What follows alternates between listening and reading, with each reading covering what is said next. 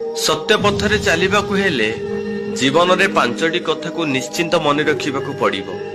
प्रथमटी हैला दर्पण। दर्पण केबे मिछ कहिबाकु दिए नहीं। आपण निज आखिरे न देखिबा जाए केबे काहा कथारे विश्वास करिबा उचित नुहे। द्वितीयटी हैला ज्ञान। केबे भयभीत हेबाकु दिए नहीं। विपदरे शरीर बल कि धन बलर आवश्यकता पड़े नहीं, पड़े ज्ञान बलर जहा जीव को बंचाई रखि थाए। तृतीयटी हैला सत्य। सत्य केबे दुर्बल हेबाकु दिए नहीं।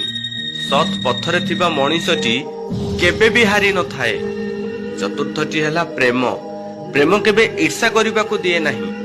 प्रकृत भल पाइबारे ईर्षा न थाए। आजिकाली का देहलो भी भल पाइबा कथा कहिले न सरे।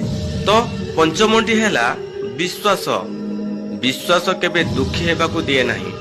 जोठी विश्वास अछि सेठी पत्थर भी देवता पालिटी जाए, दुख भी सुखरे परिणत हो जाए। आजिकालिका जीवन रे जदि आपण सत पथ को बाछुछंती तो ही पांचटी कथा को निश्चिंत मन रखिबे।